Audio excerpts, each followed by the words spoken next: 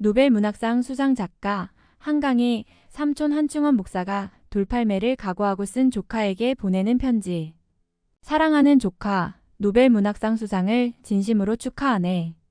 조카 개인의 크나큰 영광이요. 아버지 한승원 작가, 형님 가문의 영광이요. 대한민국의 쾌거네. 나도 조카와의 관계를 아는 지인들로부터 꽤 많은 축하 메시지와 전화를 받았다네. 나도 지난 40여 년 동안에 100여 편의 논문과 연구보고서를 쓰면서 체험한 바로는 한 편의 작품을 쓴다는 것이 마치 자신과의 씨름처럼 힘든 일인데 하물며 상상의 세계를 글로 옮기는 창작은 얼마나 힘든 일이겠는가. 오죽하면 창작 활동을 임신과 출산에 비유하겠는가. 특히 분량 면에서 볼 때도 소설 작품은 다른 장르에 비해 창작의 진통이 상상하기가 힘들 것이네. 나도 과거에 몇 편의 중단 편소설과 시와 수필 등을 써보면서 조금은 경험한 일이라서 공감할 수 있다네. 조카가 그런 세월을 30년 가까이 살아오면서 이룩한 위협에 대하여 어떻게 몇 마디 말로 존경과 찬사를 표현할 수 있겠는가. 여하튼 가슴 벅찬 축하를 보내네. 게다가 조카를 낳고 키우신 아버지 한승원 작가, 형님, 내외분에게도 뜨거운 축하를 보내드리고 싶네. 어쩌면 형님은 자제인 조카를 통하여 젊은 날의 고된 나날에 대한 보상을 받으셨다고도 할 수 있다네. 교사 생활과 창작 활동을 겸하면서 자녀 3명을 부양하고 어린 동생 3명을 돌보시며 대가족 집안의 가장 역할까지 하셨으니 형님은 인간적으로 거인이셨네. 그리스 작가 니코스 카잔차키스의 히라빈 조르바의 주인공 조르바나 니체의 차라투스트라는 이렇게 말했다의 초인과 같은 모습이었다고 할까. 그래서 17살 아래 동생인 나의 청소년 시절에 형님은 나의 영웅이었네. 형님은 내게는 어느 누구와도 비교할 수 없을 만큼 위대한 분이었네. 어떻게 보면 나는 그분의 분신처럼 성장했다네. 형님은 나의 문학적 재능을 알아보고 나의 병역 특례 기간 5년이 끝나면 김원 일 김원우 작가와 같은 형제 작가로 살아가자고 제안하셨네. 나는 형님의 은덕을 갚고자 형님이 교사직을 그만두고 작가로 활동하시던 초기 4년 동안 나의 월급 절반 이상을 형님에게 보내드리면서 형님의 전업작가 생활을 도왔다네. 그때 조카는 초등 시절이었네. 게다가 형님은 나의 결혼 주례로 작가 이호철 선생님을 세워 나의 작가 활동 발판을 마련해 주실 만큼 나를 아끼셨다네. 마치 아들을 챙기듯이. 내가 손이 아래 누이둘과 함께 형님 집에서 살았던 10년 세월의 힘들고 슬프고 어려웠던 시절이 떠올라 목이 메네. 아버지의 생전까지 꽤 괜찮았던 우리 집안 구남매는 아버지의 소천 이후로 갖가지 비극적인 불행들이 덮쳐오면서 암울했고 가세까지 크게 기울었다네. 그래서 나는 중등 1년부터 누이둘과 함께 광주에 사시던 형님에게 맡겨져 함께 지내게 되었네. 우리는 두어 번의 이사 끝에 형님의 처가에서 지어준 한옥집에서 살았네. 그 한옥집은 광주 신역뒤와 로켓 배터리 공장 옆에 위치하였는데 비포장도로와 퇴비 적치장에서 몰려오던 먼지와 파리를 막아내야 했고 밤마다 근처 판자촌 남정네들의 객기 부리는 소리를 들어야 했네. 그때 조카는 유년이었고 나는 고등대학 시절이었네. 그 시절의 추억들이 가슴 아리게 되살아나네. 내가 고등 2년 어느 날 늦은 밤에 형님은 술에 취해 퇴근해서 나를 텐마루로 불러내더니 나한테 이런 말씀을 하셨네. 우리 집안은 대대로 문필가만 있다. 무관도 있어야겠다. 내가 육군사관학교에 가는 것도 좋겠다. 이사장님이 나를 불러서 내가 그런 작품을 계속 쓰면 나를 해직시키라는 경고를 어떤 기관으로부터 받았다는구나. 군사독재 정권이 싫지만 내가 육군사관학교에 진학하는 것도 괜찮겠다. 어떤 작가는 자기 형님이 고급장교라서 잡혀가도 바로 풀려나더라. 너한테 정말 미안하구나. 형님과 나는 텐마루에서 서로 껴안고 한참을 울었네. 형님은 교사 생활과 창작 활동을 병행하기가 힘들었는지 자주 아프셨다네. 창작 활동에만 전념하길 갈망하셨지. 나는 거의 매일 밤과 새벽에 형님의 타자기 두드리는 소리를 들으면서 중고대학을 마쳤다네. 측간변소에 들어가면 형님이 퇴고하신 원고지 휴지를 읽느라 다리에 쥐가 나기도 했다네. 조카의 어린 시절의 모습이 눈에 선하네. 항상 차분하고 다소곳하며 혼자 방에 누워서 무슨 생각인가 골몰하곤 하던 조카의 모습이 기억나네. 조카가 아기 때 엄마 형수님이 담장 없는 1층 양옥집 마당에서 밥 짓는 불을 지피는 동안에 조카를 업어주었는데 조카가 하도 울어대는 바람에 짜증이 나서 내가 조카의 엉덩이를 꼬집어도 울렸다네. 이 자리를 빌려 용서를 구하네. 내가 대학 1년 때 교양 영어 작문 리포트를 써놨는데 5살 조카가 내 책상에 올라가서 리포트에 색연필로 그림을 그려놓아 황당했다네. 리포트를 새로 베껴 쓸 시간이 없어서 색연필 그림이 그려진 이유를 리포트 위에 써서 그대로 제출했는데 교수님한테서 엑설런트를 받았던 일이 떠오르네. 형님의 제안으로 조카가 중등 2년에 영어 교과서를 다 외우면 상금을 주기로 했었는데 석 달 후에 조카는 거짓말처럼 한자리에서 교과서 전체를 연습 문제까지 단 한 문장도 틀리지 않고 다 외웠네. 나는 기겁했고 그때 이미 조카의 비범함을 직감했네. 나는 어깨에 힘주면서 형님 내외분 앞에서 조카에게 상금을 주었다네. 지금부터 18년 전에 형님의 김동리 문학상 시상식에서 내가 조카의 얼굴을 본 이후로 편지로나마 대면하는 것은 처음이네. 지금부터 37년 전에 셋째 형님의 장례식에서 그 형님의 구원 문제로 형님과 나 사이에 큰 충돌이 일어난 후로 형님 집안과 소원해져 있었지만 그래도 나의 인생에서 은인이신 형님의 문학상 수상을 축하하려고 갔던 자리였네. 그 후로 지금까지 한 번도 만나보지 못했던 조카를 가끔 매스컴을 통해 보곤 했다네. 그동안에 멀리서 조카의 맨부커상 수상 소식을 들었지만 노벨문학상 수상 소식을 듣자 나는 복잡한 감정에 빠졌다네. 솔직히 말해 기쁨에 앞서 적잖은 충격과 놀라움과 걱정에 빠졌다네. 노벨상 수상으로 인하여 오히려 형님 집안이 하나님의 구원에서 더 멀어지지 않을까 하는 걱정과 조카의 작품에 대한 평가로 한국 사회가 두 쪽으로 갈라질지도 모른다는 두려운 예감이 들었기 때문이라네. 20여일이 지나는 동안 충격과 놀라움이 많이 사그라지고 마음이 정리되어 이제야 축하 편지를 보내네. 형님 집안과 아예 단절된 상태에서 조카의 전화번호나 주소를 전혀 몰라 불가피하게 공개 편지를 보내게 되었네. 사실 조카와 나의 단절도 예수 그리스도 신앙을 미워하고 배척하신 형님에게서 비롯되었음을 이 자리에서 밝히고 싶네. 지금부터 39년 전에 2년 동안 형님과 나는 알코올 중독에 빠져서 인생이 망가져가는 셋째 형님의 치유 방법을 놓고 2해 동안 서로 첨예하게 갈등하였네. 그러다가 셋째 형님은 돌아가셨고 그 형님의 장례식 기간에 예수 그리스도 이외에는 어떤 사람도 어떠한 건문학 포함도 인간의 영혼을 구원할 수 없다는 나의 주장에 분노하여 형님은 3일 동안 나를 가혹하게 핍박하셨네. 그 핍박이 어떤 것인지는 이 자리에서 말할 수 없네. 형님은 피를 뽑고 뼈를 갈듯이 글을 써서 너를 가르쳤는데 어떻게 그런 말을 할 수 있냐면서 그 말을 취소하라고 요구하며 사무제 날 새벽까지 나를 신문하셨다네. 문학을 목숨처럼 여기면서 작가 활동을 해오셨던 형님에게 문학에는 구원이 없다는 나의 말이 걷잡을 수 없는 분노를 일으켰던 것이네. 그때부터 형님과 나는 서로 다른 길을 걸어오게 되었네. 40대 중반에 잠깐 세속에 빠졌지만 나는 지금까지 38년 동안 예수 그리스도 신앙으로 영혼과 인생이 망가진 이웃들이나 붕괴 직전의 가정들을 회복시키는 일에 전념해 왔다네. 하지만 형님 집안의 구원에 대한 나의 눈물의 기도는 지금까지도 이어지고 있다네. 노벨문학상 수상 소식 이후로 국내에서 노벨문학상의 건의는 물론 조카의 작품에 대한 외설성 비판과 청소년 유해성 시비가 일어나고 전국 학부모단체의 반대와 국회에서 논란, 5.18 민주화 운동과 4.3 사건에 대한 평가 시비가 새삼 일어나고 주한 스웨덴 대사관 앞에서 노벨문학상 취소와 할리먼 규탄 시위까지 벌어지며 조카의 작품을 비판했던 어떤 작가가 특정 시민단체에 의해 고발되는 상황을 보면서 나는 이 나라의 장래가 심히 걱정되었다네. 최근에 자주 SNS 단체방에 조카의 작품에 대한 비난 글들이 게시되고 조카의 작품을 어떻게 생각하느냐는 지인들의 전화까지 받을 때는 참담하기 그지없었네. 온 국민이 함께 기뻐해야 할 일인데 조카의 작품에 대한 극단적인 비난이 쏟아지고 나라가 두 쪽으로 갈라지는 지경에 이르니 그저 가슴이 아플 뿐이네.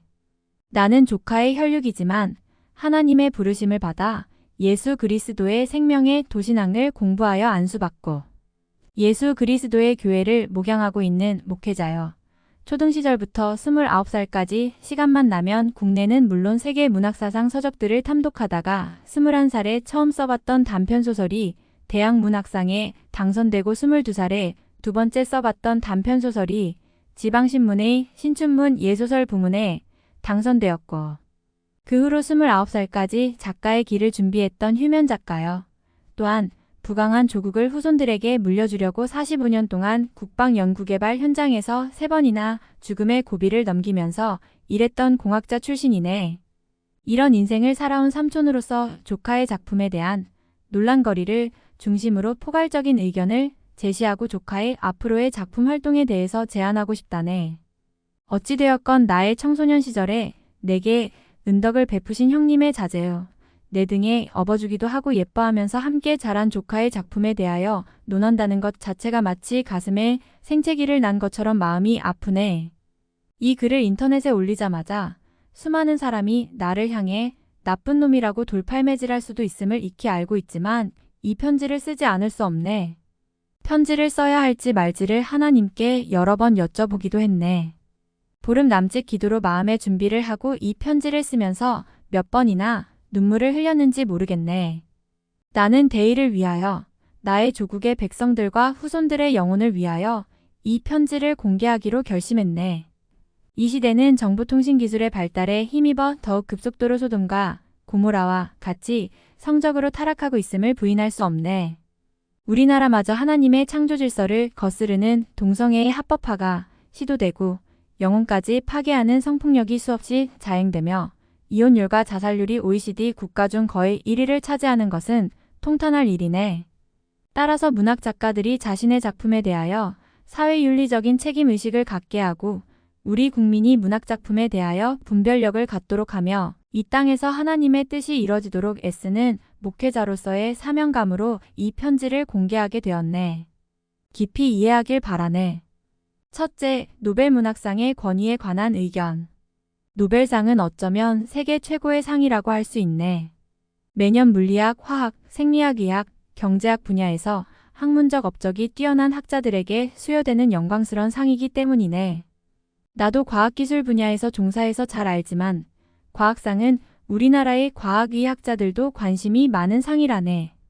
한데 문학상은 과학상과는 달리 대중적으로 더 큰 관심을 받는 상이지. 조카의 수상은 우리 국민에게 큰 충격과 감격을 안겨준 거라네. 외국어로의 번역이 어려운 한글의 특성상 노벨문학상의 변방으로 여겨지던 한국에서 처음으로 수상자가 나왔으니 얼마나 놀랍고 기쁜 일이겠는가. 역사적 사건이라고 해도 과언이 아니네. 그런데 한편에서는 조카의 수상에 대하여 비판적이고 회의적인 얘기가 나오니 정말로 마음이 아팠다네. 왜 온 국민이 기뻐하지 않을까? 노벨 번역상이 더 낫겠다는 비아냥 조의 시비, 지구촌 지역 안배 차원이나 경련으로 남성 여성을 번갈아 가면서 수여하는 정치적 방식에 관한 시비, K-문화 세계화에 편승했다는 시비, 국내의 어떤 작가들이나 이웃나라의 작가들과 비교하는 중량감 시비, 4.3 사건과 6.25 전쟁과 5.18 민주화운동과 관련된 시비가 공공연하게 나돌고 있네. 질투와 시기 때문에 비판한다고 이런 시비와 비판들을 무시할 수만은 없다고 생각하네. 사실 나도 20대에는 소설 문학 작가로 살아갈까 하고 고민했던지라 노벨문학상에 관심이 지대했네. 예수 그리스도께서 나에게 찾아오셨던 30세 전까지는 매년 노벨문학상 수상 작품들을 사서 탐독했었다네. 그래서 노벨문학상 작품들과 소위 세계 명작이라고 일컬어지는 작품들을 비교해 볼 수 있었다네. 수많은 노벨문학상 수상 작가 중에 그때만 반짝했다가 잊힌 작가들이 대부분이네. 사람마다 취향이 다르겠지만 노벨상 수상 작품 중에 나를 감동시킨 작품들이 별로 없었다네. 하지만 게오르규, 해밍웨이, 스타인백, 레마르크, 시엔키에비치 등의 작품들은 읽은 지 40여 년이 지나도 잊히지 않는다네. 이처럼 노벨문학상 수상 작품이라고 후세 사람들에게 다 사랑받진 않는다네. 그리고 노벨상위원회는 2차 세계대전을 승리로 이끌었던 윈스턴 처칠 수상에게 평화상을 주기가 석연찮으니까 그의 자서전 제2차 세계대전 회고록을 근거로 그를 문학상 수상자로 선정하는 웃지 못할 일도 벌어졌다네. 사르트르는 노벨 문학상을 거부했는데 이는 작가와 철학자란 자신이 속한 체제나 이념에 얽매이거나 동조해서는 안 된다는 신념 때문이었다네. 사르트르의 이런 신념은 국내 작가들이 4.3 사건, 6.25 한국전쟁, 5.18 민주화운동 등을 어떤 시각으로 바라보면서 작품을 써야 하는지를 교훈해주네.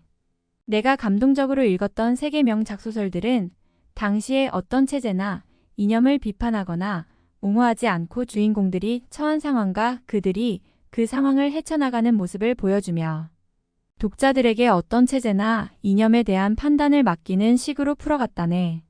또한 러시아의 데무노 톨스토이는 노벨 문학상을 수상하지 않았네.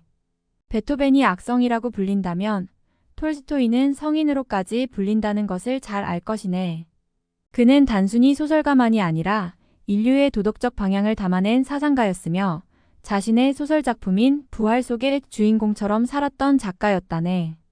이처럼 노벨 문학상은 분명한 수상 기준이 없이 수여되고 있음을 알 수 있다네. 따라서 조카는 노벨 문학상을 받았다고 해서 작가로서 정상 이후 전부라고 생각하지 말고 이제부터가 시작이라 생각하고 후세 사람들의 사랑을 받는 명작의 반열에 들어갈 작품을 남기길 기원하네. 둘째, 조카의 소설 작품 채식주의자에 대한 외설성 비난과 청소년 유해성 논란에 관한 의견. 소설은 허구이지만 현실을 기반으로 하는 글이네. 허구는 상상에서 오지만 그 상상을 글로 표현할 때는 책임이 뒤따른다네. 그래서 상상을 글로 표현할 때는 절제가 있어야 하네. 숨겨야 할 것은 숨겨야 하네. 도둑놈도 자기 자식한테는 도둑질하는 것을 숨긴다네. 자식 딸린 매춘부도 자기 자식한테 몸 파는 장면은 안 보여준다네. 불량식품을 파는 장사꾼도 자기 자식한테는 그 불량식품을 먹이지 않는다네. 불의하고 못된 사람들도 이처럼 행동하는 것은 그들에게도 창조주 하나님이 주신 양심이 있기 때문이네. 그 일말의 양심도 없다면 인간은 영혼이 없는 동물과 다를 바 없네. 육체의 욕구가 이끄는 대로 행동하기 때문이지. 피해자인 내가 아무리 억울하다고 해서 할 말 다 한다면 내가 속한 공동체는 깨질 수 있네. 그래서 어떤 경우는 죽을 때까지 비밀을 품고 간다는 말이 있지 않은가. 가해자가 죽은 뒤에 그 비밀을 말하거나 그 후손들의 명예를 생각해서 영원히 비밀에 붙일 경우도 있다네. 이것이 인간에게 주어진 양심이며 기본적인 도덕률이네. 따라서 작가는 양심과 기본적인 도덕률을 지키는 범주 안에서 작품을 써야 하네. 자기가 속한 사회에 대하여 도덕적 윤리적 책임을 져야 하기 때문이네. 돈 버는데 혈안이 된 포르노 작가가 아닌 이상 작가에게는 그런 기준이 있어야 하네. 작품 구도상 그렇게 할 수밖에 없다고 주장한다면 자신을 속이는 것이고 스스로만이 아니라 인류 공동체를 파괴하는 행위이네. 그렇게 될 수밖에 없다는 상황 윤리로 패륜적인 것이 정당화된다면 근친상간 행위도 수간 행위도 심지어는 인육을 먹는 범죄 행위도 얼마든지 시적이고 서정적인 문체로 미화시킬 수 있네. 그것은 타락의 극치네. 그런 작가는 인류 공동체 속에서 살아가길 포기한 사람이라고 지탄받을 만하네. 그런 작가는 윤리적 타락의 선봉장이 되는 것이고 그 사회가 소돔 고모라와 같이 불심판을 받게 되는데 불쏘시개 역할을 할 수 있기 때문이네. 사람들의 영혼과 인생을 망가지게 하고 파괴하는데 도움을 준 작품을 써서 유명해지고 돈을 많이 번다면 그 작가는 30여 년 전에 아프리카 수단에서 독수리가 들판에 쓰러져 있는 아이에게 다가가는 광경을 촬영하고 그냥 지나쳤던 사진작가가 퓰리처상을 받은 것과 다를 바 없다네. 그 사진작가는 죄책감에 시달리다가 결국 자살로 생을 마감했네. 의과대학 교수가 위급 환자를 수술하려고 해부해 놓은 뒤에 제자, 학생들에게 환부를 보여주면서 강의하다가 환자를 죽게 만드는 것과 크게 다를 바 없네. 하나님께서 창세에 우리 인류에게 일부일처제를 주신 이유는 경건한 자녀를 얻도록 하시기 위함이었네. 말라기 215 또한 하나님께서 우리에게 십계명을 주신 이유는 우리에게 주신 영혼 하나님의 형상을 지키고 가정을 비롯한 사회공동체를 거룩하게 지키기 위함이었네. 성경 레위기 18장 130절은 근친상간 12가지를 비롯하여 형부와 처형처제의 상간을 금지하며 또한 간음과 동성애와 수간을 엄금하고 있네. 그런 성적 범죄는 악행이며 저주를 받을 것이라고 규정하고 있네. 인간은 하나님의 형상을 닮게 만들어졌기 때문에 창세기 1장 26절에서 27절 동물이나 버러지와 같이 살지 말라는 것이네. 천륜과 인륜을 지키라는 뜻이네. 조카의 작품 채식주의자에서 형부처제의 관계 및 장면 묘사는 아무리 작품의 구성상 필수 불가결한 내용이라 할지라도 작품의 극히 일부라 할지라도 충분히 비판받을 만하네. 시대가 다르지만 D.H. 로렌스의 소설 채털리 부인의 사랑도 그런 가학적이고 변태적인 묘사는 하지 않았네. 나의 어린 시절에 우리의 어머니들이 미혼 딸한테 결혼한 딸 집에 놀러가지 말라고 당부하셨던 뜻은 무엇일까? 형부와 처형처제 관계는 인간의 연약함으로 인륜을 깨뜨릴 위험이 있음을 아셨기 때문이네. 우리의 어머니들은 아무리 피곤해도 장성한 아들들이 안방에서 나간 뒤에 자리에 누우셨다네. 그분들은 동방예의지국 백성다운 윤리의식을 지니고 계셨다네. 소설 채식주의자는 혈기왕성하고 절제력과 분별력이 약한 청소년들에게 읽혀서는 결코 안 된다고 생각하네. 어른들에게도 추천하기가 두려운 작품으로 여겨지네. 노벨 문학상 수상 작품에도 나오는 폐륜 관계니까 괜찮을 것이라는 왜곡된 윤리의식과 성관념을 청소년들에게 심어주고 모방 범죄도 부추길 수 있네. 하나님께서 인간에게 주신 성은 쾌락의 도구이지만 자손 유지를 위한 거룩한 선물이네. 창세기 128 그 선물이 음란하고 난잡한 가학적 변태 성욕의 도구로 사용되는 것을 청소년들이 인식한다는 것은 생각만 해도 끔찍하다네. 조카에게 청소년 자녀가 있다면 그런 내용의 책을 그 자녀에게 읽혀도 좋을까? 그렇지 않아도 우리 사회에서 유욕을 절제하지 못하는 사람들의 성폭행이나 가스라이팅 성범죄, 청소년들의 성범죄 등이 끊이지 않고 있는데 조카의 작품은 이 시대의 음란한 풍조에 돛을 달아주는 역할을 할 수 있네. 중고생들의 필독서로 선정되는 것은 삼촌인 나도 결사적으로 반대할 것이네. 굳이 그렇게 작품을 구성하지 않아도 얼마든지 다른 방향으로 풀어낼 수 있었을 텐데 그저 안타까울 뿐이네. 셋째, 조카의 소설 작품 3개에 대한 의견. 조카의 대표적인 작품들은 대부분 그 종결이 비극으로 끝나네. 작품을 읽는 내내 어둡고 답답하여 책을 덮어버리고 싶은 충동을 느낄 때가 한두 번이 아니었네. 카프카의 소설 변신도 그 정도는 아니었네. 내가 29살까지 빠져 있었던 그 짙은 어둠과 절망을 다시 접하는 것 같아서 화가 날 정도였다네. 그런대로 지성이 있고 분별력 있는 독자들은 억지로라도 작품이 주는 교훈을 얻을 수 있겠지만 청소년과 같이 분별력이 약한 독자들은 인생이 다 그런가 보다 하고 작품의 세계에 동화할 위험성이 있네. 더구나 노벨문학상 작가의 작품이라고 하니까 조금의 의문이나 비판도 없이 주인공의 인생을 당연한 것처럼 여길 수도 있네. 조카의 작품들은 독자들에게 허무와 절망을 심어주고 가끔 분노를 일으키게 하고 심지어 인생은 살 가치가 없는 것으로 여겨지게끔 만드는 힘이 있네. 괴테의 소설 젊은 베르트르의 슬픔이 출간된 후로 독일을 비롯한 유럽 사회에서 청년들의 자살이 급증했던 것은 대표적인 일이네. 문학은 어디까지나 문학 그 이상도 그 이하도 아니라고 주장할 수도 있겠지만 나는 조카의 작품이 세상을 밝고 아름답게 만들어가는 데는 역기능을 한다고 감히 말하고 싶네. 사회의 어두운 면과 인간 본성의 악한 면을 까발려 놓기만 했지 미래지향적인 대안이 없다네. 그렇다고 종교성 강한 작품을 요구하지는 않네.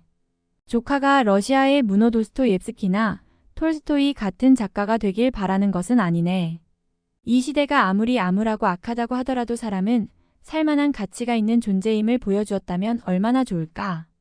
러시아의 도스토옙스키는 나폴레옹 전쟁과 농노 반란 등으로 어지럽고 어두운 시대에도 인생은 살만한 가치가 있음을 그의 작품들을 통하여 보여주었고 볼셰비키 혁명으로 피냄새가 진동했던 러시아의 파스테르나크도 그랬고 미국의 대공황이라는 어둡고 힘들었던 시대를 살았던 스타인백이 그랬으며 2차 세계대전에 모국 독일을 떠나 망명하면서 목숨을 부지했던 레마르크도 그랬다는 것을 잘 알 것이네. 그런데 우리나라에는 그런 작가들이 극히 드물다는 게 안타깝네. 넷째, 제주도 4.3 사건, 6.25 한국전쟁, 5.18 광주민주화운동에 대한 시각. 제주 4.3 사건과 6.25 한국전쟁은 이념 대립의 비극적인 산물이고 5.18은 군사독재 정권의 재탄생에 반대하다가 확대된 비극적 사건이었네. 그 원인과 결과는 이미 상당히 밝혀졌기 때문에 이 자리에서 거론하지는 않겠네. 하지만 그 원인에 대해서 아직도 논란이 그치지 않는 것은 안타까울 뿐이네.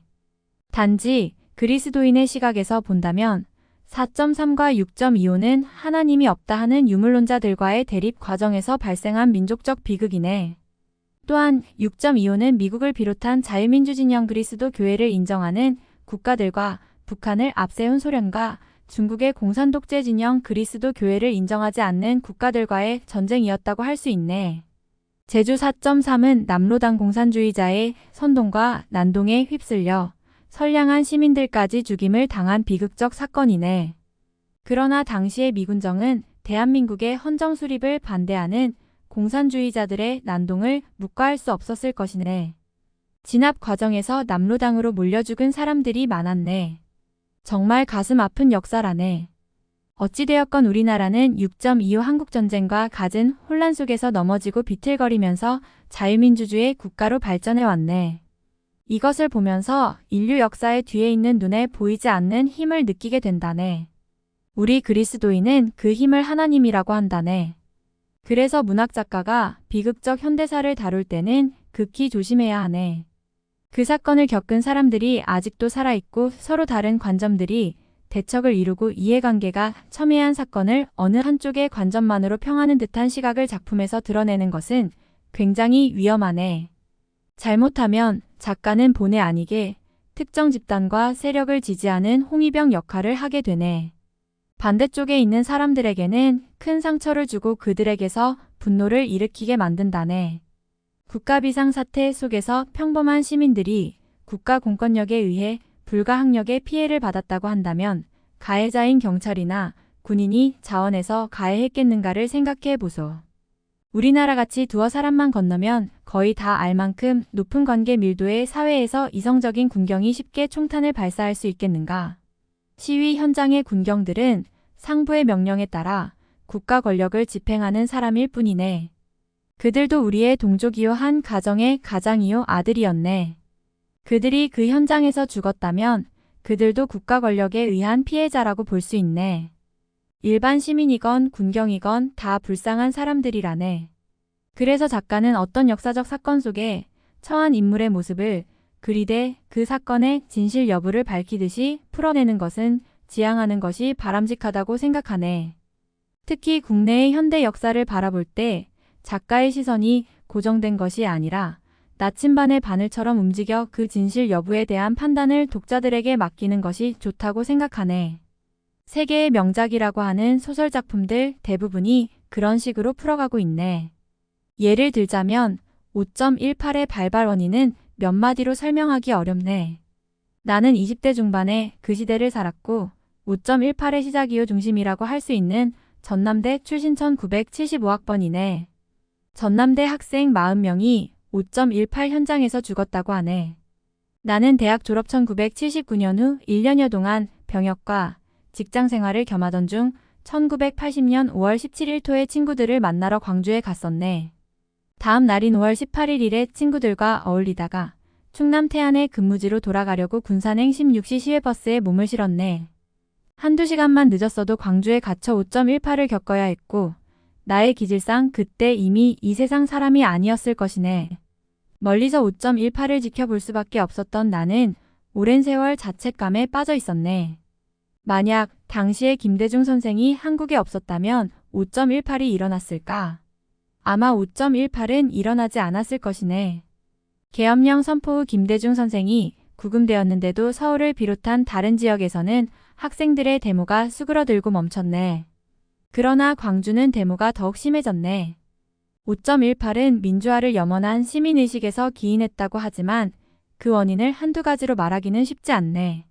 고대 일본의 찬란한 문화를 전수했던 백제 왕국 678년간 존속의 멸망부터 후백 제44년간 존속의 멸망, 조선 선조 때에 기축옥사 호남의 지식인 천여 명이 죽음, 호남인들이 임진왜란 때 이순신 장군과 함께 조선을 수호했다가 정유재란 때 일본의 보복을 당한 일호남인 12만 학살설, 구한 말에 호남에서 시작된 동학전쟁과 일본의 호남 의병 수천 명 척결, 일본 강점기의 조선 분열 정책에 의한 호남 분리와 수탈, 1929년에 광주 학생 독립운동 후 일본의 노골적인 호남 탄압, 박정희 독재 정권의 17년 집권 기간에 호남 홀대 등으로 인한 피해의식이 호남 사람들의 마음속에 깊이 배어 있었다네.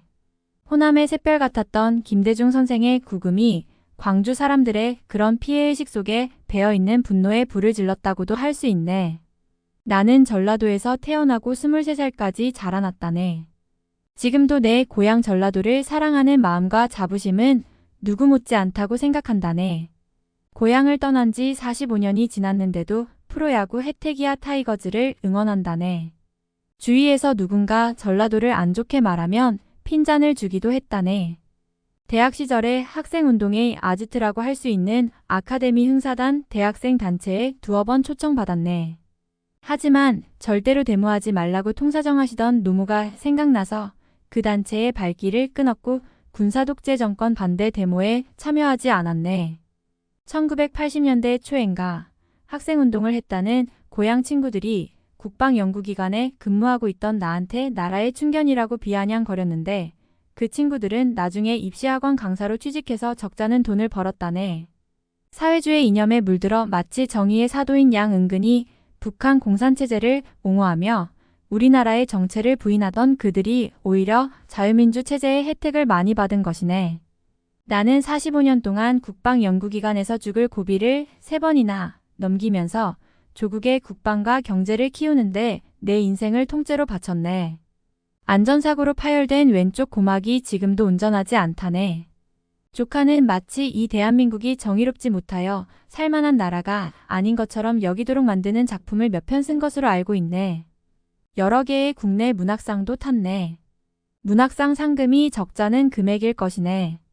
그런 상금을 받을 수 있다는 것, 오늘날 국내의 예술인들과 문학인들이 괜찮은 대접을 받는 것, 단편소설 한 편의 원고료로 한 달 정도의 생계를 꾸릴 수 있다는 것은 그나마 우리나라가 경제적으로 이만큼 잘 살게 된 덕분이라고 생각하네.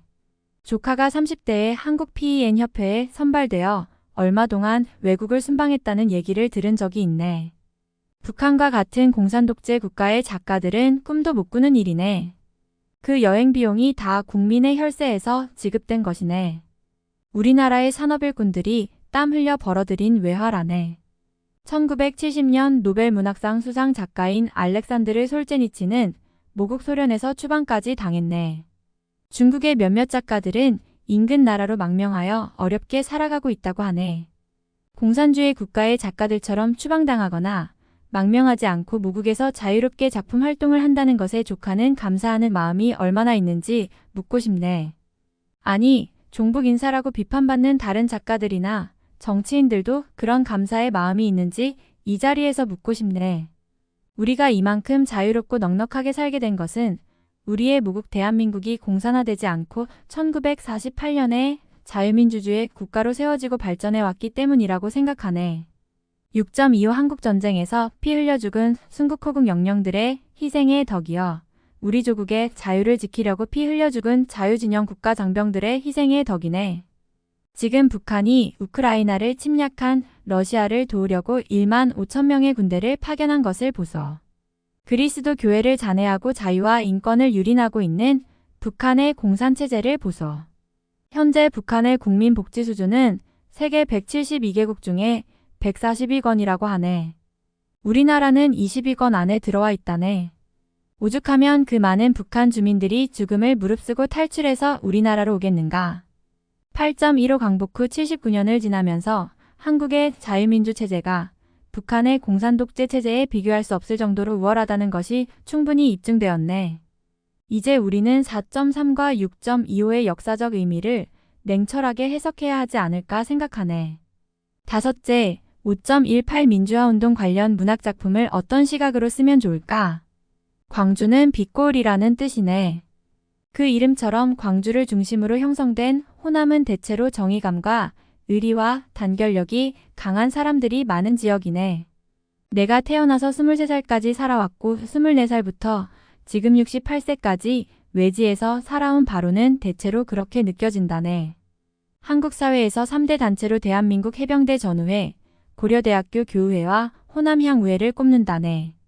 그래서인지 호남에서 태어나 고려대를 졸업하고 해병대까지 나왔다면 국내에서 연결되지 않을 사람이 없다는 우스갯말도 있다네.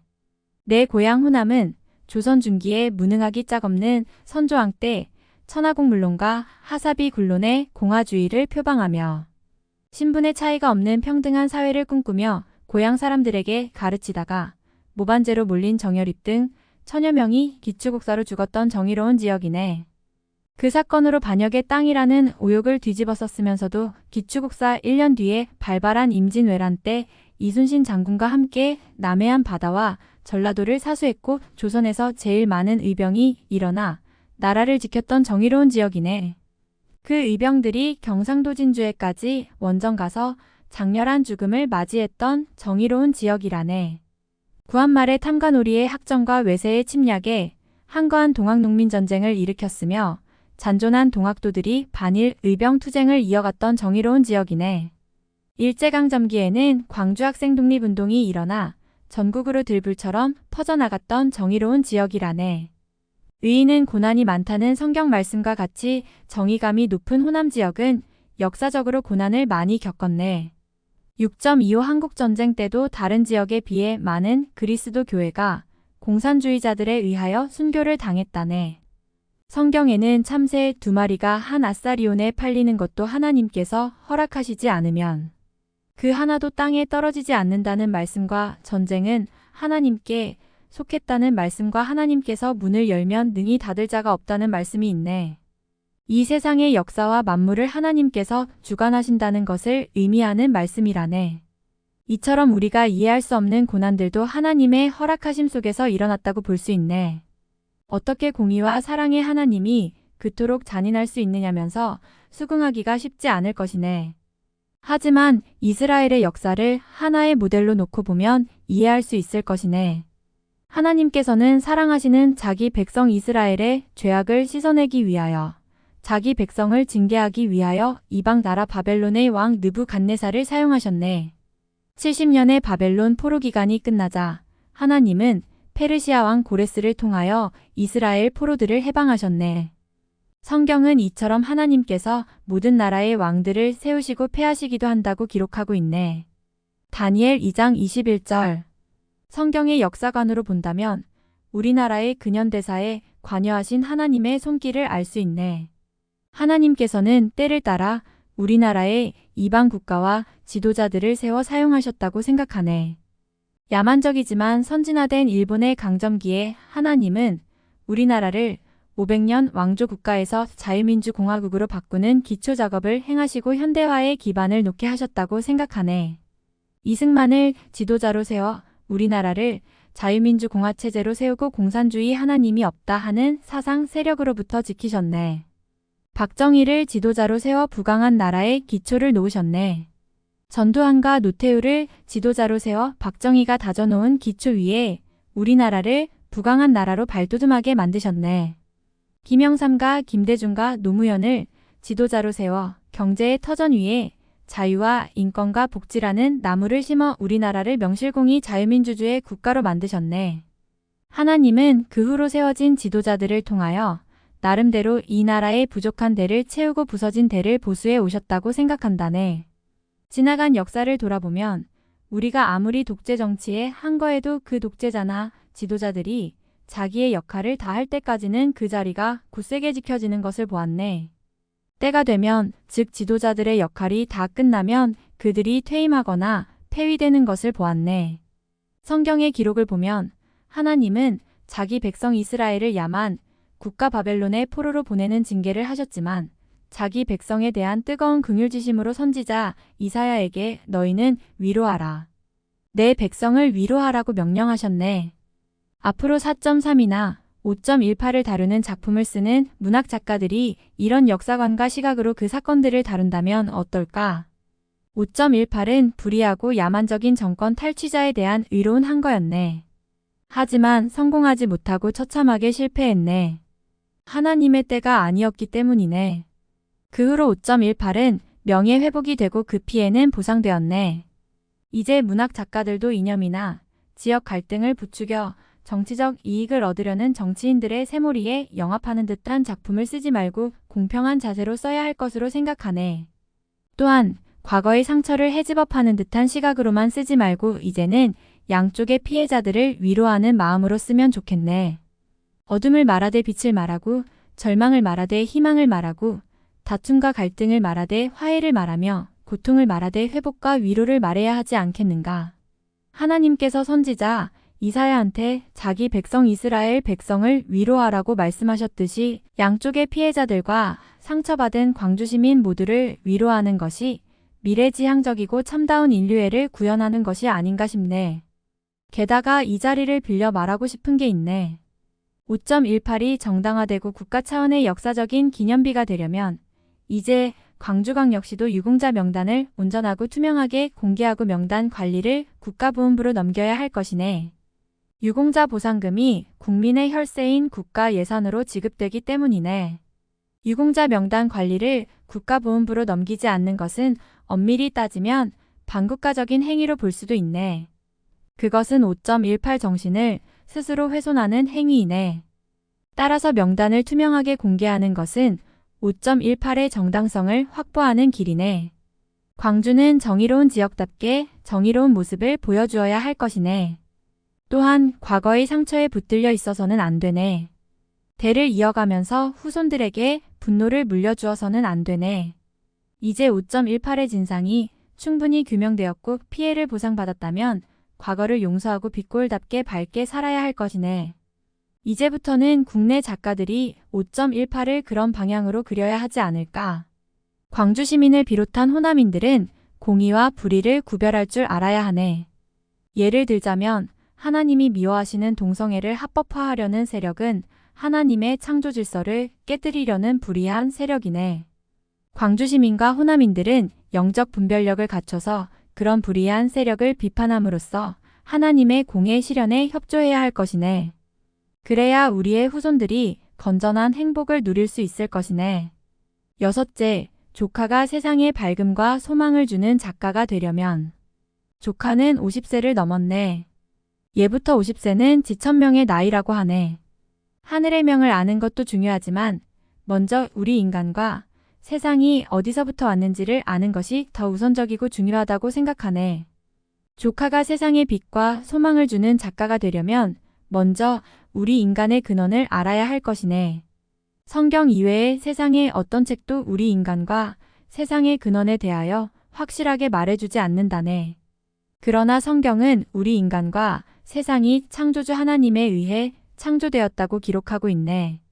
지금도 나를 비롯한 수십억 명의 사람들이 그 하나님을 믿고 있다네. 전지전능하시고 거룩하신 창조주 하나님은 최초의 인간 아담과 하와를 만드시되 자기 형상을 닮게 만드셨다네. 하나님이 자기를 닮은 인간 아담과 하와를 얼마나 사랑하셨겠는가. 우리는 자식 사랑을 눈에 넣어도 아프지 않다고 표현하네. 우리 인간을 향하신 하나님의 사랑은 그보다 더한 것이네. 다윗이 내 부모는 나를 버렸으나 여호와 하나님은 나를 영접하시리이다 하고 노래할 만큼 하나님은 우리를 사랑하신다네. 시편 10절. 그러나 하늘나라에서 쫓겨난 천사장 루시퍼 마귀는 인간을 향한 하나님의 사랑을 질시하여 인간이 선악과를 따먹도록 유혹하였다네. 그것이 최초 인간의 타락이었는데 그 타락으로 인하여 인간에게 주어진 하나님의 형상이 파괴된 것이네. 그 파괴된 형상은 후손에게 유전되고 있다네. 그 후로 지금까지 하나님과 공중 권세 잡은 자마귀의 영은 인간을 가운데 두고 서로 싸움을 벌이고 있다네. 마귀는 자기를 따르는 타락한 천사 귀신들까지 동원하여 인간의 영혼을 도둑질하고 죽이고 멸망시키려고 광분하고 있다네. 마침내 2000년 전에 하나님은 마귀의 권세로부터 우리를 구출하시려고 자기 아들 예수 그리스도를 이 세상에 보내셨다네. 이 세상을 불로 멸망하기 전까지 우리 인류를 구하려고 예수님을 이 세상에 보내신 것이네. 요한복음 3장 16절에서 17절 그 예수님이 이렇게 말씀하셨네. 도둑이 오는 것은 도둑질하고 죽이고 멸망시키려는 것뿐이요 내가 온 것은 양으로 생명을 얻게 하고 더 풍성히 얻게 하려는 것이라. 요한복음 10장 10절. 여기서 도둑은 마귀를 가리키네. 마귀는 우리 인간의 영혼을 도둑질하고 죽이고 멸망시키려는 일을 행하네. 그 일은 우리 인간이 육체의 일을 행하게 만들어 죄악 속에 빠지게 만드는 것이네. 곧 음행과 더러운 것과 호색과 우상 숭배와 주술과 원수 맺는 것과 분쟁과 시기와 분냄과 당짓는 것과 분열함과 이단과 투기와 술 취함과 방탕함 등 어둠의 일이네. 갈라디아서 5장 19절에서 21절 즉 10계명을 어기는 일들을 행하게 만드네. 우리 인간은 빛이고 진리이신 하나님을 만나기 전까지는 어둠 속에 빠져 있다네. 아무리 세상 종교와 학문에 뛰어난 사람일지라도 그는 몽학 선생에 불과하네. 우리는 태초에 범죄했던 아담과 하와의 후손이기 때문이라네. 다윗도 내가 죄악 중에서 출생하였음이여. 어머니가 죄 중에서 나를 잉태하였나이다 하고 탄식했네. 시편 51편 5절. 결국에 하나님은 아들 예수 그리스도를 십자가에서 죽게 하심으로 우리 인류의 죄를 용서하셨다네. 그리고 아들 예수 그리스도를 죽음에서 다시 살리심 곧 부활으로써 우리에게 영생이 있음을 보여주셨다네. 부활 후 40일 만에 예수님이 하늘 곧 천국으로 승천하셨고 그 10일 후에 우리에게 예수님 대신에 성령을 보내주셔서 우리가 이 세상을 떠나기 전까지 그 성령님을 의지하면서 살도록 만드셨다네. 하나님을 믿는 자는 얼마나 복된 사람인가. 나는 조카의 작품들 속에 등장하는 가련한 인물들 같은 사람들을 하나님의 생명의 말씀과 성령의 능력으로 치료해서 하나님의 형상으로 회복시키는 일을 하고 있네. 조카도 하나님이 어떤 분인 줄 모르기 때문에 조카는 영적인 어둠 속에 빠져 있다고 감히 말할 수 있는데 나는 조카같이 하나님의 빛을 받지 못한 사람들이 예수 그리스도를 통하여 그 빛을 받을 수 있도록 안내자 역할을 하고 있다네. 그들의 상처난 심령을 치유하여 건강하게 만들어주는 일을 한다네. 그들의 부부 생활과 가정을 회복시켜 건강하게 만들어준다네. 그래서 그들이 하나님의 복을 받아 행복한 인생을 살아가도록 만들어주고 있네.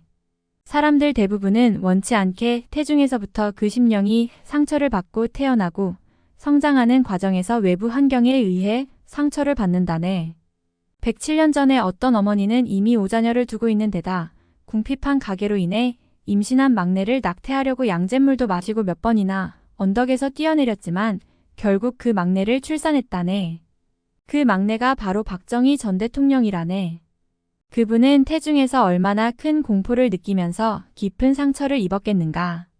1984년에 제작된 낙태 반대 교육 영화 소리 없는 비명을 보길 권하네.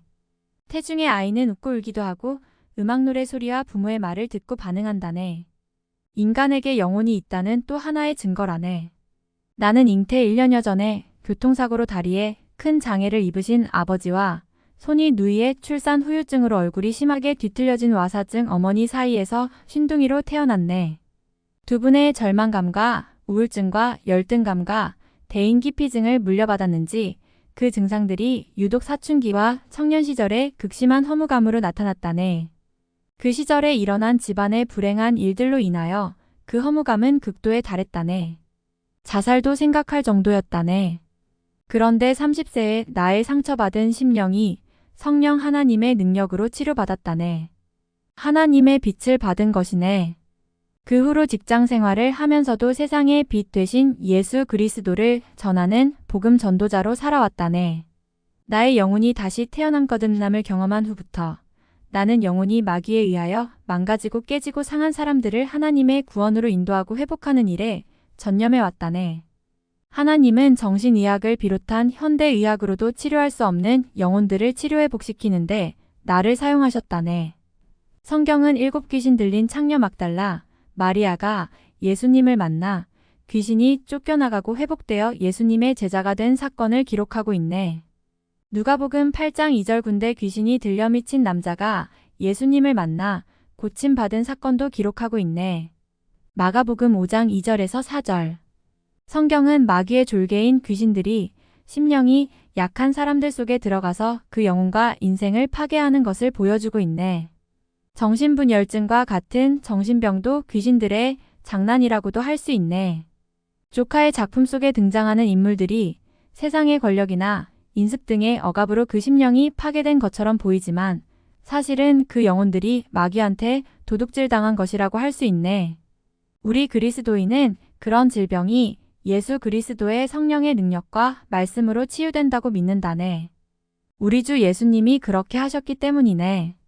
그런 사람들의 심령 속에 하나님의 빛이 비추어지면 그들의 영혼은 살아나고 회복된다네. 그리스도 교회 안에서 정신질환자나 알코올 마약 중독자나 동성애자가 치유된 일들이 수두룩하고 나의 교회도 그런 경험이 있다네. 조카가 부디 하나님의 빛을 받기 바라네. 예수 그리스도를 만나기를 축원하네. 영화 배너를 알 것이네. 그 영화의 원작인 그리스도의 이야기는 루이스 월리스라는 대중소설가의 장편소설이네. 지독한 불신자였던 그는 기독교를 혐오하여 성경 속에 예수 그리스도는 존재하지 않았다는 것을 증명하려고 관련 근거들을 찾다가 결국 회심하고 그 소설을 썼다네. 그 근거 자료들을 토대로 쓴 그 소설은 물론 영화가 수억 명의 사람들에게 넘치는 감동과 소망을 안겨주었다네. 그는 노벨 문학상은 못 받았지만 그 한 편의 작품으로 전 세계인의 마음속에 밝은 빛을 비추어주고 있네. 나는 지금까지 30여 년 동안 그 영화를 서너 번 보았고 주위 사람들에게 권하기도 하네. 10여 년 전에 기적의 사과라는 책을 읽어보았네. 일본 아오모리현에서 사과 농장을 경영하고 있는 기무라 아키노리의 체험담을 쓴 전기이네.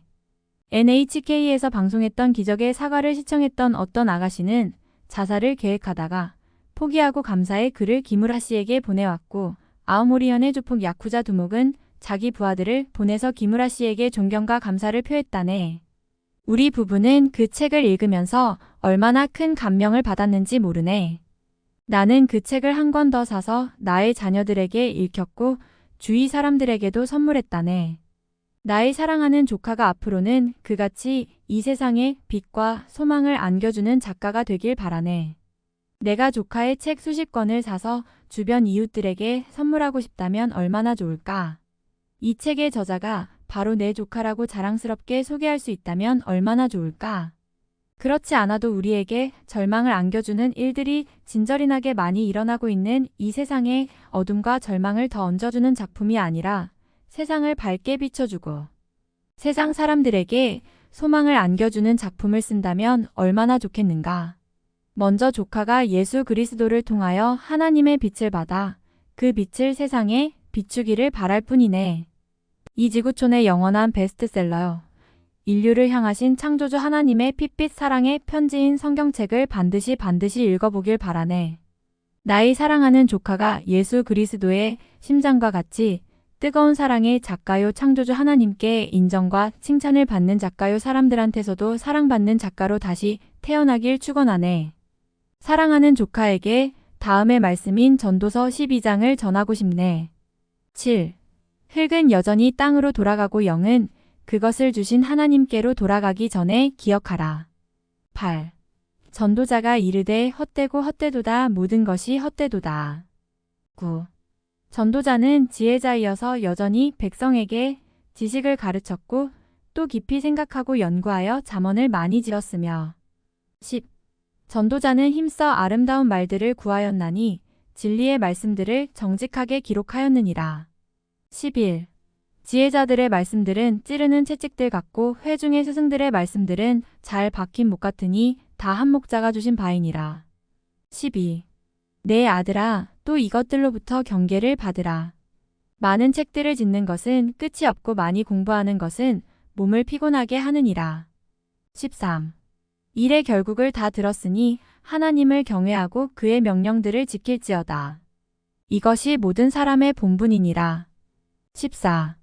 하나님은 모든 행위와 모든 은밀한 일을 선악간에 심판하시리라. 사랑하는 조카, 내가 지금까지 조카에게 한 말들이 조카의 마음을 아프게 찌를 것을 생각하니 나도 이 편지를 쓰는 내내 얼마나 가슴이 아픈지 몇 번을 울었다네. 과거에 조카가 매스컴에서 나도 빛을 찾고 싶다고 말했다는 얘기를 들은 적이 있네. 그래서 더더욱 이번에 조카에게 참빛이 무엇인가를 얘기해주지 않고는 견딜 수가 없었네. 지금까지 조카는 그 참빛을 모르고 살아왔겠지만 요한복음 1장 9절에서 12절에서 말씀하는 이제 세상을 비추는 참 빛이신 예수 그리스도를 만나 온 세상에 사랑과 평화와 위로를 안겨주는 위대한 작가가 되길 기도하네.